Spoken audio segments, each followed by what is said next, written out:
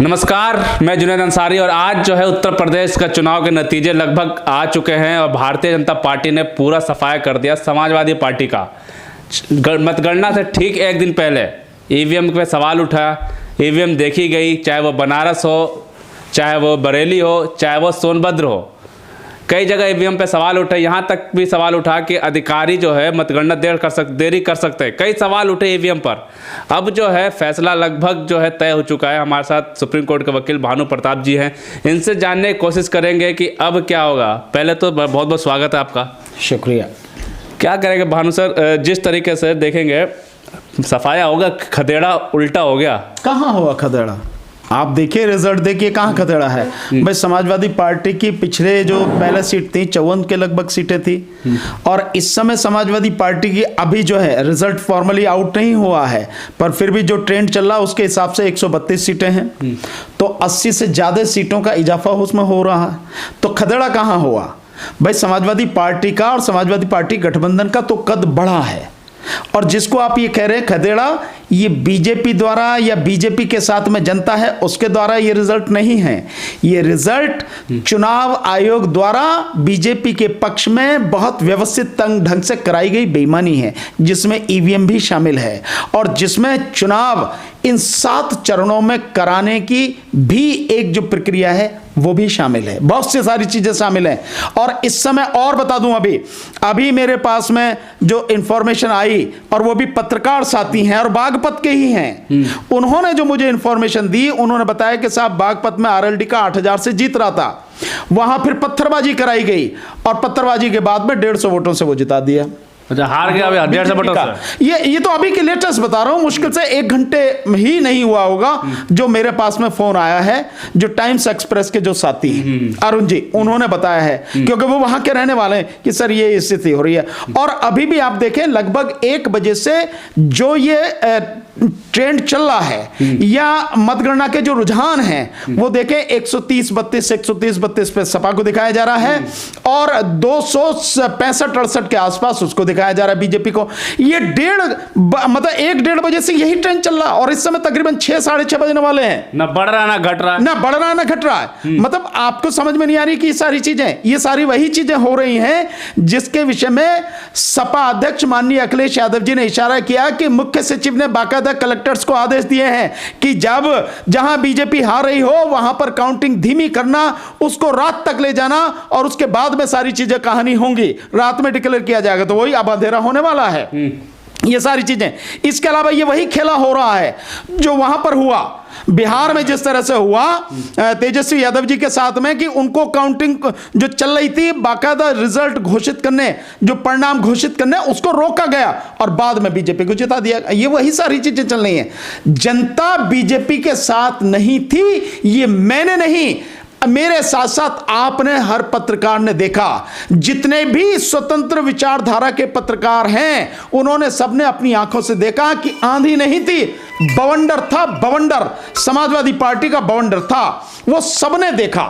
ये स्थिति रही है। तो जो रिजल्ट दिख रहे हैं सामने, जो आ रहे हैं रुझान, वो उस जमीनी सच्चाई से बिल्कुल दूर हैं, कोसों दूर हैं। अरे, चुनाव से एक दिन पहले ईवीएम की बात करें। ईवीएम पे लगातार आप कई सालों से आंदोलन कर रहे हैं। ईवीएम के लिए कई बार आपने जंतर मंतर हो, चाहे यूपी के सड़कों पे उतरे हैं, लेकिन सवाल यही उठता है कि जब रिजल्ट आ जाता है तभी ईवीएम पे बात की होती है। नहीं, ये आप कह रहे हैं, हम तो नहीं कह रहे इस बात को। आप अभी आपने आप तो लड़ते रहते हैं आंदोलन, लेकिन और जो राजनीतिक पार्टियां हैं, नहीं, उनकी गलती है। जो राजनीतिक पार्टियां हैं, जब उनको मालूम है, देखिए एक चीज, जब 2013 में 8 अक्टूबर को माननीय सुप्रीम कोर्ट ने अपने एक जजमेंट में सुब्रमण्यम स्वामी बनाम इलेक्शन कमीशन ऑफ इंडिया में स्पष्ट रूप से कह दिया कि ईवीएम से free, fair and transparent election नहीं हो सकता, यह सुप्रीम कोर्ट ने कहा है।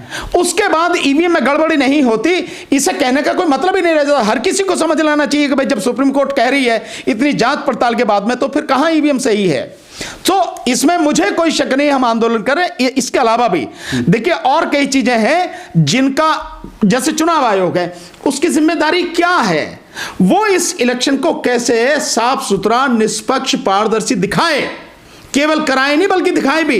तो उसमें होता है कि जो मशीन है, ईवीएम मशीन है, ईवीएम मशीन में 2 मशीनें होती हैं, एक कंट्रोलिंग यूनिट, एक बैलेट यूनिट, और एक होती है वीवीपैट। ये 3 मशीनें इकट्ठी होती हैं।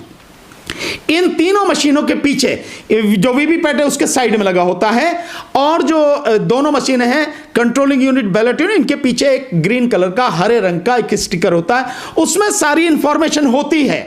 वो इंफॉर्मेशन होती है कि किस स्टेट का चुनाव है, कौन सा चुनाव है, विधानसभा का चुनाव है या लोकसभा का चुनाव है, फिर किस डिस्ट्रिक्ट की है, ये मशीन किस डिस्ट्रिक्ट में इस्तेमाल की जा रही है। उसके नीचे होता है जो controlling unit oblique ballot unit oblique VVPAT, उनका नंबर होता है। उसके आगे डिस्ट्रिक्ट सीरियल नंबर होता है। ये डिस्ट्रिक्ट सीरियल नंबर होता है उस बूथ का, कि ये जो मशीन है उस बूथ के लिए है।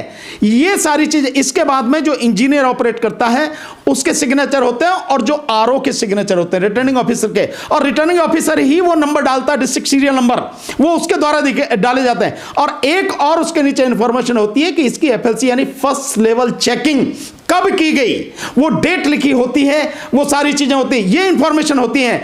क्या चुनाव आयोग ने ये सारी की सारी इंफॉर्मेशन चुनाव आयोग के माध्यम से, जो प्रिजाइडिंग ऑफिसर है, जो बूथ पर तैनात है, उसने इसका सर्टिफिकेट क्या किसी भी पार्टी के जो पोलिंग एजेंट है उनको दिया? नहीं दिया। जबकि ये उनकी जिम्मेदारी पारदर्शी बनाने के लिए, आप कहोगे ना भाई जो हम मशीन यूज करें उस मशीन का नंबर ये है, उसका जीपीएस सिस्टम जो होता है, उसका जीपीएस जो नंबर होता है, वो सारी चीजें होती हैं। ये सवाल पहले से उठाए जाते रहे हैं। उन सबको आप दो बाकायदा, तब ये लगता, और उसके बाद में वो नंबर सर्टिफिकेट में लिख के आप उन्हें दो, और जब काउंटिंग हो, काउंटिंग के समय बाकायदा उस नंबर से वो सारे नंबर मिलाए जाने चाहिए कि ये मशीन है, ये मशीन इस बूथ की है तो इस बूथ की ये नंबर है, हर एजेंट उसको मिलाए, हां भाई यही है। जब ये कंफर्म हो जाए देन उसके बाद में काउंटिंग होनी चाहिए। क्या ऐसा होता है? नहीं होता है। देन बेईमानी कहां से है? फिर आप 7 चरणों में चुनाव करा रहे हो। पहले पोलिंग जो फेज की 10 फरवरी को, और गिनती क्या कब हो रही है? जो आखिरी चरण की जो वोटिंग हुई वो 7 मार्च को, और गिनती हो रही है 10 मार्च को, यानी 1 महीना। क्या इस देश में किसी भी प्रदेश में हम एक ही दिन में चुनाव नहीं करा सकते? क्या हमारे पास मैन पावर की कमी है? क्या मैन पावर है हमारे पास, पैसा है हमारे पास, संसाधन है हमारे पास, इतना पैसा खर्च होता है, तो क्यों नहीं हम ये करा सकते? लेकिन जब मन में बेईमानी है, बेईमानी कराई जानी है, तब कैसे होगा? और 2 चीज आपको बताता हूं, उससे आपको कंफर्म हो जाएगा। यह भारत के इतिहास में पहली बार हुआ है कि इन चुनावों से पहले पीएमओ में बाकायदा चुनाव आयोग को बुलाया गया। चुनाव आयोग के 3 मेंबर जो हैं वो वहां गए। यह पहली बार हुआ है। चुनाव आयोग को क्या लेना देना सरकार से? सरकार कोई भी हो, किसी की भी हो, वो स्वतंत्र, अपने स्वतंत्र रूप से काम करे। बुलाया गया, और इसी उसमें हो रहा है। चुनाव आयोग नहीं, आप देखेंगे कि जो पुलिस है, कौन सी पुलिस इस्तेमाल हो रही है? गुजरात से पुलिस मंगाई गई है। यानी आपने बीच के सारे स्टेट छोड़ दिए, वहां से आप गुजरात से पुलिस मंगा रहे हैं। एक गुजरात पुलिस मंगाते ही सवालिया निशान खड़ा हो जाता है। और उस समय वो बात कि बेईमानी हुई है, बेईमानी की गई है, घपला किया गया है, उस समय सच सिद्ध हो जाती है जब गुजरात पुलिस का आदमी कहता आएगा तो योगी ही, जीतेगा तो योगी ही, और नतीजे सामने हैं। फिर भी इस सब के बावजूद भी कोई ये कहता है कि घपला नहीं किया गया, गड़बड़ी नहीं की गई, मैं मानने को तैयार नहीं हूं। अब क्या है सर? अब क्या होगा? नहीं, लड़ाई देखिए, ये तो संघर्ष है। आंदोलन की बात करते हैं, अखिलेश यादव ने भी कहा कि अब क्रांति है, लोकतंत्र की आखिरी लड़ाई है, अब तो खत्म हो गया आखिरी लड़ाई। देखिए, नहीं, ऐसा नहीं, लोकतंत्र की लड़ाई खत्म नहीं हुई है। लोकतंत्र की लड़ाई तो चलेगी, क्योंकि ये देश को बचाने की लड़ाई है, देश को बचाने का संघर्ष है। ये छोटा मोटा संघर्ष नहीं, छोटी मोटी बात नहीं है। मैं समझता हूं गठबंधन के सारे साथी और विपक्ष के सारे साथी, चाहे छोटे हो बड़े हो, सबको एक साथ बैठना चाहिए, सबको बैठ के विचार विमर्श करना चाहिए, एक व्यापक रणनीति बनानी चाहिए, अपनी कमियों कमजोरियों को भी देखना चाहिए, अपनी ताकतों को भी देखना चाहिए, एक व्यापक रणनीति बना के और उसको अमली जामा पहनाने के लिए बिल्कुल वो ग्रास रूट लेवल तक जाए। वो काम सबको मेहनत से करना पड़ेगा। अगर नहीं बैठेंगे तब तो ये सब कुछ होता रहेगा। अच्छा, बागपत वाली जो बात की, ऐसी घटना बिहार में भी देखी गई थी कि सर्टिफिकेट दे दिया गया, फिर वापस मंगा लिया गया, और ऐसी घटना बागपत के यूपी में भी हो रहा है। लेकिन गुंडाराज तो खत्म हो गया, फिर भी ऐसा क्यों? नहीं, गुंडाराज कौन कह रहा है खत्म हो गया? कहीं खत्म नहीं हुआ गुंडाराज। भाई जब इस तरह की बेईमानी हो रही है तो आप कहां से कह सकते हैं कि गुंडाराज खत्म हो गया? और ये तो अभी एक जगह की इंफॉर्मेशन है। अभी तो आप देखिए कि रिजल्ट आते आते और कल परसों में आपको सारी सिचुएशन निकल के आएंगे। यही जो स्वतंत्र पत्रकार आज की तारीख में बैठे हुए सब लोग केवल वहां पे सारे रिजल्ट्स को देख रहे हैं, उनको एनालाइज कर रहे हैं, ये जब मैदान में जाएंगे तब वहां से सूचना आएंगी कि कहां कहां क्या क्या गड़बड़ी हुई है। और मेरे पास जो इंफॉर्मेशन मेरे पास आई उसमें बाकायदा उसमें एक मैसेज है, बहुत ही अच्छे साथी हैं, उन्होंने भेजा कि देखिए जो मैक्सिमम सीटें हैं उन सीटों पर अंतर बहुत कम है और इन सबको वॉच रखिए। अगर इन सब चीजों को वॉच नहीं रखा तो फिर सारी गड़बड़ी जो है सब होगी, जिता दिया जाएगा। ओम प्रकाश राजभर भी कह रहे हैं कि 1000 से 500 तक का अंतर है। फिर अब आप लगा लीजिए 1000 से 500 तक का अंतर है, वही वाली बात है।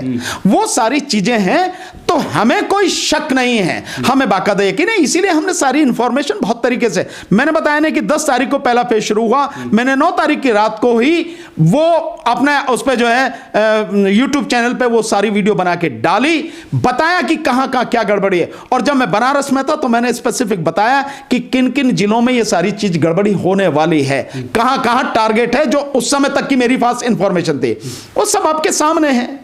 अब क्या होगा सर? फैसला लगभग तय मानते हैं? अभी सीट बंटवारा, सीट बदल सकती है, ऊपर नीचे कुछ हो सकती है क्या? देखिए मैं समझता हूं ये सारी स्थिति है जो हमारे गठबंधन के जो मुख्य साथी हैं उन सबको बैठ के डिसाइड करना चाहिए और हम सब भी बात करेंगे, क्या होगा देखेंगे। सीटें जैसे अब जो दिख रही स्क्रीन पे, दोपहर से एक स्क्रीन एक ही जगह टुकटुकी लगा के बैठी है, एक ही स्क्रीन ना ऊपर हो रहा है नीचे हो रहा है सीटें, तो अब अभी भी फाइनल रिजल्ट नहीं आया, लगभग 6:30 बज गए इस टाइम। वो साफ है कि वो बेईमानी करने के लिए सारी चीजें हैं। उसमें मैं आपसे यही कहूंगा कि वो बिहार की तरह करेंगे। और दूसरा यह है कि माननीय अखिलेश यादव जी ने जो कहा कि मुख्य सचिव ने सब कलेक्टर्स को कह रखा है कि जहां ऐसी स्थिति हो, बीजेपी हार रही हो, उसको डिले कीजिए, काउंटिंग को धीमी कीजिए और रात के समय जाके जैसे भी स्थिति रहेगी वो जो सारी चीजें हैं वो सब होंगी, सारी सब कुछ। योगी जी आ रहे हैं, योगी जी ने कहा कि जनमत ने जिताया है। नहीं, उन्हें कभी जनमत ने नहीं जिताया। देखिए जिस तरह की उनके खिलाफ में लोगों में पूरी भावना थी, लोगों ने जिस तरह से उनके खिलाफ में रोष था, सारी चीजें सबने देखी हैं, आपने देखी, आपने पूरा कवर किया, हमने भी सारा जमीन पे देखा है। वो उनके पास में जनता नहीं है, ये इलेक्शन कमीशन और ईवीएम उनके पास में है, उन्होंने उनको जिताया है, बाकी और कुछ नहीं। कह रहे हैं कि सुरक्षा, गरीबों को जो अनाज दिया, ये सब चीज़ों से लेके सुरक्षा बड़ा मुद्दा बता रहे हैं कि उसकी वजह से जनता ने हमें जिताया। मैंने तो आप लोगों की वीडियो में देखा, कई वीडियो थी, उसी जनता से जिसको अनाज दे रहे थे उसी जनता से पूछा कि आपको अनाज तो मिल रहा है, वही कह रही कि 5 किलो अनाज दे रहे हो लेकिन 10-15 किलो हमारे खेत में से चढ़ जा रहे हैं जानवर, जो जानवर खा जा रहे हैं वो उससे कहीं बड़ा नुकसान है, तो क्या करेंगे 5 किलो अनाज का? हमें नहीं चाहिए अनाज, हमारा तो वो ये बच जाए, उसको बचा लो किसी तरह से। यही वीडियो सब लोग हम देखिए, आपने रिकॉर्ड की हैं, औरों ने रिकॉर्ड की हैं, तो ये जो सब चीजें देखिए, उसको अपनी बेईमानी को और इलेक्शन कमीशन द्वारा जो उन्हें पूरा सपोर्ट किया गया है, उनकी बेईमानी के माध्यम से उन्हें जिताया जा रहा है, उस सबको कवर करने के लिए ये सारी चीजें आर्गुमेंट दी जा रही हैं कि जो 5 किलो प्रति व्यक्ति जो है महीने में 2 बार अनाज दिया गया, उसकी वजह से जो घर बनाए गए, उसकी वजह से जो उज्ज्वला के तहत जो है वो दिए गए गैस सिलेंडर वगैरह, उसकी वजह से, और बिजली कनेक्शन दिए गए उसकी वजह से, वो सारी चीजें हैं। लेकिन ये जमीन पर नहीं है। जमीन पर जो मुद्दे थे सबने देखे, बेरोजगारी बड़ा भयानक मुद्दा था, युवाओं में बहुत जबरदस्त रोष था, सबने देखा। इलाहाबाद में जब लाठी बजी बेरोजगारों पर, वो सबने देखी, जब हॉस्टल से निकाल कर उन्हें पीटा गया। जिस समय जो मन उसमें जो आप देखेंगे कोरोना काल में लाशें बही गंगा में, और गंगा की रेती में जो लाशें गड़ी हुई थी वो सबने देखी। डॉक्टर अस्पताल नहीं मिले, वो सबने देखे। ऐसा तो नहीं सर इन सब चीजों पे हिंदुत्व भारी पड़ गया? नहीं, मैं नहीं मानता कि हिंदुत्व भारी है। उन्होंने कोशिश पूरी की लेकिन हिंदुत्व का कार्ड उनका कहीं भी नहीं चला, ये हर कोई जानता है। बेशक चाहे कुछ भी उन्होंने कोशिश की, हर तरह से उन्होंने कोशिश की, लेकिन आप भी कवर कर रहे थे शुरू से लेके यहां से लेके वहां तक, जो भी हिंदुत्व का कार्ड था उनका वो कार्ड नहीं चला। जो जिस वजह से वो आ रहे हैं सत्ता में, वो केवल चुनाव आयोग और चुनाव आयोग द्वारा ईवीएम के माध्यम से और शासन प्रशासन के माध्यम से बेईमानी द्वारा बीजेपी को जिताना, बस यही है जिसकी वजह से वो आ रहा है। केशव प्रसाद मौर्य की सीट भी खतरे में पड़ी हुई है। देखिए वो तो जो भी है अब खतरे में पड़ी है, क्या वो चाहेंगे तो जिता देंगे, चाहेंगे तो हरा देंगे, वो स्थिति है। वो मैं उस पर कोई कमेंट करने का कोई मतलब भी नहीं है। वो चाहे केशव हो या कोई भी हो, वो जब बेईमानी हो रही है तो किसको जिताना, किसको हराना, कैसे करना, क्या करना है, वो सब उनके हाथ में है, वो कुछ भी करना। मानते हैं कि बेईमानी हुई, निष्पक्ष चुनाव नहीं हुआ? निष्पक्ष चुनाव जिस दिन देश में हो जाएगा, बीजेपी का सुपड़ा साफ हो जाएगा। आप लिख लीजिए मेरी बात, निष्पक्ष चुनाव और बैलेट पेपर से चुनाव करा लीजिए, बीजेपी का केवल राज्य से नहीं केंद्र से भी सुपड़ा साफ हो जाएगा। आप लिख लीजिए इस बात। अच्छा, पंजाब में तो साफ हो गया, क्या कांग्रेस का? नहीं, क्या कांग्रेस का साफ हो गया? तो जो आया है वो कौन? नहीं आया है तो वो कौन है? जो आम आदमी पार्टी है, बीजेपी की भी टीम है, आरएसएस के लोग हैं, आरएसएस की ही उसकी जननी है। मैं भी उसकी आम आदमी पार्टी की, क्या जानते नहीं है? अगर लोग नहीं जानते तो फिर इसका क्या किया जाए? हमने तो पहले भी दिल्ली में लोगों से कहा था, दिल्ली के लोगों ने उस समय बात नहीं मारी, लेकिन जब सारा दिल्ली दंगा हुआ और उसके बाद सारी सिचुएशन आई तो उन्होंने कहा कि आप तो पहले ही कहते थे कि वो आरएसएस का आदमी है। अच्छा, यूपी आम आदमी पार्टी। लास्ट सवाल है, एक बस देर हो गई। एक यूपी चुनाव में एक फैक्टर आपने देखा, बीएसपी के जो वोटर थे, सीट तो नहीं निकली उनकी, लेकिन जो उनके उम्मीदवार हैं उन्होंने काफ़ी वोट काटे हैं, खासकर जहां मुस्लिम उम्मीदवार समाजवादी के थे वहां समाजवादी के उतारे। तो जो एक बयान आया था कि समाजवादी को हराने, अखिलेश को हराने के लिए मायावती जी कुछ भी कर सकती, तो क्या ये फैक्टर एक काम किया क्या इस चुनाव में? देखिए, मायावती जी अब से नहीं, बहुत समय से बीजेपी के लिए ही काम कर रही हैं। वो बीजेपी को जिताने के लिए ही राजनीति कर रही हैं, अब से नहीं, बहुत से। मैंने ये बात अब नहीं, ये बात 5 साल पहले जब गुजरात चुनाव हुआ था, मैंने तभी ये बात कही थी। ये सारी चीजें और बहुत डिटेल में सारी चीजें बताई थी। और अब जो चुनाव है, ये भी आप कह सकते हैं कि जो ये ईवीएम और ये सारी इलेक्शन कमीशन वगैरह, इनकी सबकी जो करतूतें हैं वो तो हैं ही। इस में सपा को हराने के लिए, या यूं कहो कि बीजेपी को जिताने के लिए बहुत बड़ा जो काम किया है, वो काम किया है मायावती जी की पार्टी ने, बीएसपी ने काम किया है उनको बीजेपी को जिताने के लिए। ये उनका काम है, क्योंकि जो वोट वो कटा, काश वो वोट अगर इकट्ठा होता, जैसे 2019 में सपा और बसपा का गठबंधन हुआ था, ये अगर इस समय होता तो आप परसेंटेज के हिसाब से लगा लीजिए कि उनको जो है 12% के आसपास शायद वोट मिल रहा है, 11-12% के आसपास बीएसपी को, और इनको मिल रहा है 36%। तो 11-12 पर 50% हो गया। बीजेपी को कितना मिल रहा है? 42 और 43%। यही तो है ना, तो सुपड़ा साफ हो जाना था। हमेशा इतना मिलता है। तो ये जो चीज है, ये आप इन सारी चीजों को वो नहीं कर सकते। बीएसपी का और माननीय बहन जी का बीजेपी की सरकार बनाने में, और बीएसपी के वोटरों का जो कोर वोटर हैं उनके, उन लोगों का पूरा हाथ है बीजेपी की सरकार बनाने। चलिए, बहुत बहुत शुक्रिया सर आपका। बिल्कुल, अभी जो यूपी चुनाव के अभी जो फाइनल नतीजे लगभग जो मैं बात कर रहा हूँ यहाँ पे, तो 6:30 और 7 के बीच का वक्त हो चुका है और अभी भी फाइनल नतीजे नहीं आए हैं। और जैसे कि बात की वकील साहब से, कह रहे हैं कि वो वाली जो बात थी अखिलेश यादव ने जो कही थी कि वोटिंग स्लो की जाए, वो एक देखने को मिलेगी। और जो बागपत से खबर आ रही है अभी अभी, उस तरह से घटना भी देखने को मिल रही है। तो अब देखते हैं कि क्या अभी जो समीकरण है कुछ बदलेगा रात अंधेरे में जाते हुए, या फिर जो है भारतीय जनता पार्टी, जो कहा जाता है कि 35 साल का रिकॉर्ड तोड़ के योगी फिर से भगवा लहराएंगे, वो लहराते हुए नजर आ रहे हैं।